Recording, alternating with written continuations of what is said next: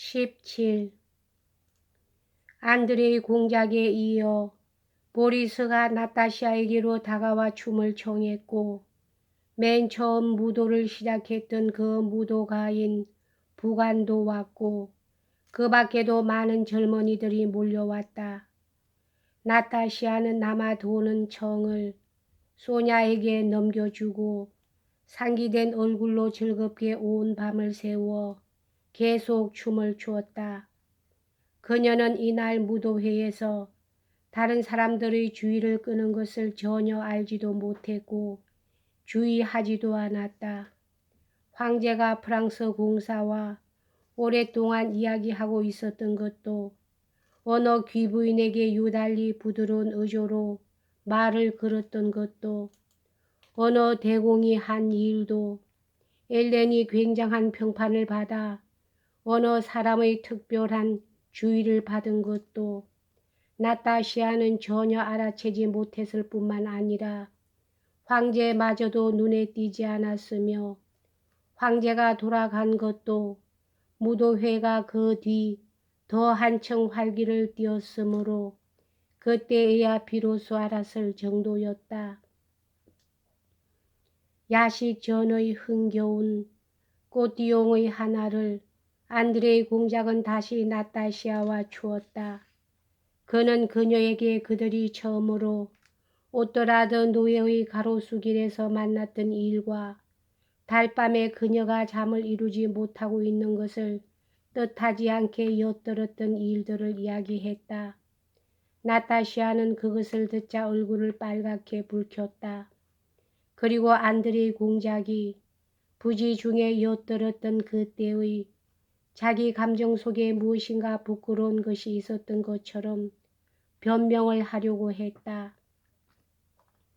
안드레이 공작도 사교계에서 자라난 다른 모든 사람들과 마찬가지로 사교 냄새가 풍기지 않는 사람을 사교계에서 만나는 것을 발견하기를 좋아했다. 그 놀라움과 기쁨과 수줍어하는 듯한 태도, 서투른 프랑스어에 이르기까지 나타샤야말로 바로 이러한 여성이었던 것이다. 그는 각별히 부드럽고 주의 깊게 나타샤와 이야기를 나누었다. 그녀 옆에 앉아 그녀를 상대로 지극히 단순하고 쓸데없는 것을 이야기하면서도 안드레이 공작은 그 기쁜 듯한 눈의 반짝이며 미소의 넋을 잃고 있었다. 그것은 이야기 그 자체 때문이 아니라 내적인 행복 때문에 떠오르는 미소였다.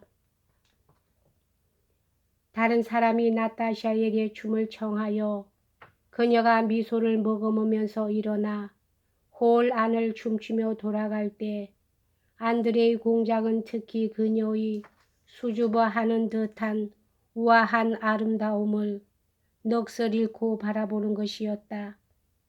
꽃띠용의 무도 도중에서 나타샤는 피결을 끝내자 아직도 숨을 헐떡이면서 자리로 돌아갔다. 그러자 또 새로운 상대가 그녀에게 춤을 청했다.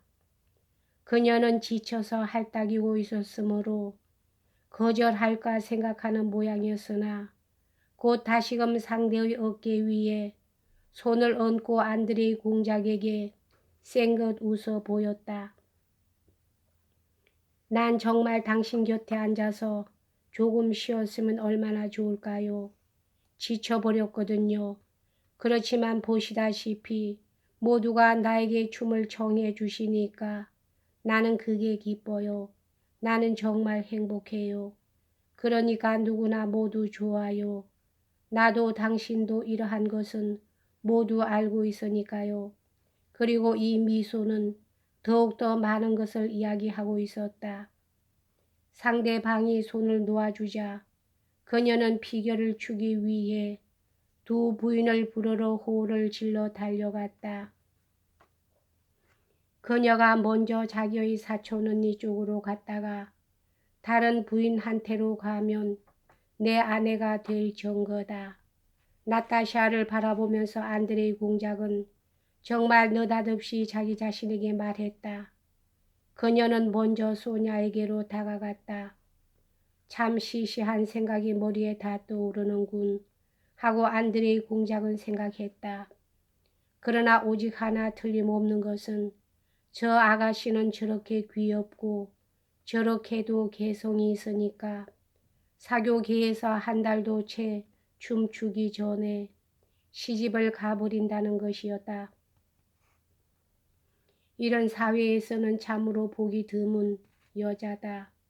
이러한 것을 생각하고 있을 때 나타샤가 허리에서 떨어질 것처럼 되어 있던 장미꽃을 바로 잡으면서 그의 옆에 앉았다. 꽃띠용이 끝날 무렵 푸른 연미복을 입은 노백작이 춤을 추고 있는 사람들 쪽으로 다가왔다.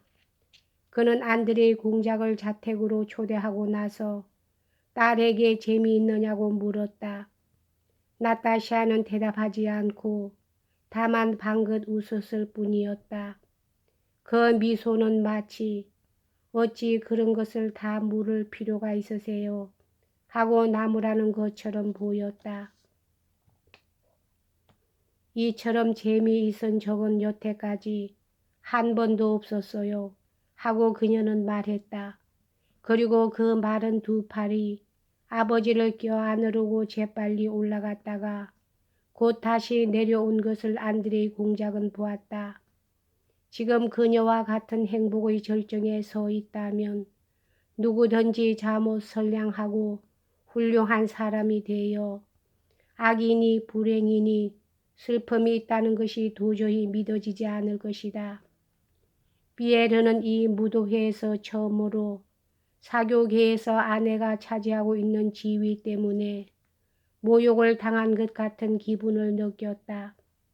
그는 멍하니 침울한 얼굴을 하고 있었다. 그 얼굴에는 굵직한 주름살이 잡혀 있었다.